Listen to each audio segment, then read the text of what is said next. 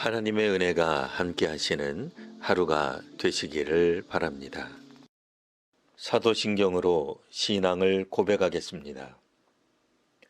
나는 전능하신 아버지 하나님, 천지의 창조주를 믿습니다. 나는 그의 유일하신 아들, 우리 주 예수 그리스도를 믿습니다. 그는 성령으로 잉태되어 동정녀 마리아에게서 나시고 본디오 빌라도에게 고난을 받아 십자가에 못 박혀 죽으시고 장사된 지 사흘 만에 죽은 자 가운데서 다시 살아나셨으며 하늘에 오르시어 전능하신 아버지 하나님 우편에 앉아 계시다가 거기로부터 살아있는 자와 죽은 자를 심판하러 오십니다.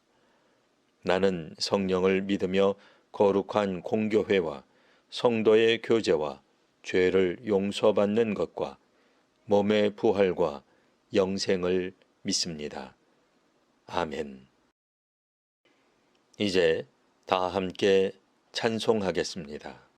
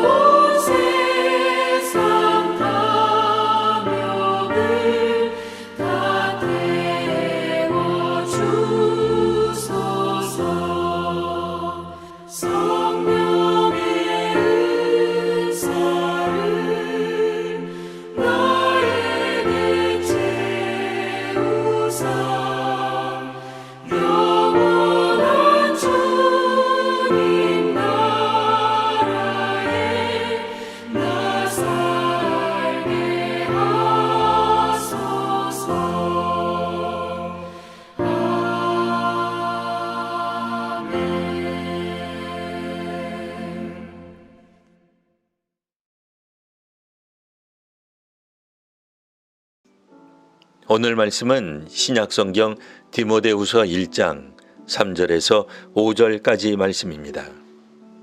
내가 밤낮 간구하는 가운데 쉬지 않고 너를 생각하여 청결한 양심으로 조상적부터 섬겨오는 하나님께 감사하고 내 눈물을 생각하여 너 보기를 원함은 내 기쁨이 가득하게 하려 함이니 이는 내 속에 거짓이 없는 믿음이 있음을 생각함이라. 이 믿음은 먼저 내 외조모 로이스와 내 어머니 유니게 속에 있더니 내 속에도 있는 줄을 확신하노라. 아멘. 일반적으로 대부분 사람들은 인생의 마지막 순간이 곧 올 것이라고는 생각하지 않고 살아갑니다. 어린이들은 다음 주에 있을 소풍에 잠을 설치고 젊은이들은 졸업 후에 어떤 삶을 살지 꿈을 꾸며 살아갑니다. 한편 나이가 든 사람들은 종종 장례식장에 가게 됩니다. 거기서 얼마 전에도 고인과 인사했다거나 밥을 같이 먹었는데 이런 일이 벌어질 줄 몰랐다며 안타까워하는 이들을 만나게 됩니다. 그때가 마지막이었다며 슬퍼합니다. 죽으면 이리도 허망한데 무슨 영화를 누리겠다고 그리도 아등바등거리며 살아왔는지 회한에 잠기기도 합니다. 그래서 어떤 이들은 자신이 죽고 난 후를 염두에 두고 삶을 단순하고 간소하게 합니다. 미리 유서를 쓰거나 회한이 남지 않도록 인생을 정리하기도 합니다. 디모데후서는 바울이 디모데에게 남긴 유서와 비슷합니다. 바울은 현재 로마 감옥에 수감된 상태입니다. 우리는 바울이 무슨 연유로 투옥되었는지, 현재 어떤 상태인지, 앞으로 어찌 될지에 대해 아는 바가 없습니다. 하지만 바울은 자신에게 마지막 시간이 다가옴을 직감합니다. 어쩌면 오늘 우리의 삶도 이와 유사합니다. 비록 감옥에 갇힌 것은 아니나 인생에 있어 죽음이 언제 다가와도 이상하지 않습니다. 지금도 여전히 평균 수명이 길지 않은 민족들이 있습니다. 하지만 우리나라에서는 더는 동네 환갑잔치를 하지 않습니다. 그러다 보니 50대가 되고 60대가 되어도 죽음에 대해 그다지 생각하지 않는 경향이 있습니다. 하지만 모든 생명체는 언젠가 그 수명을 다할 날이 옵니다.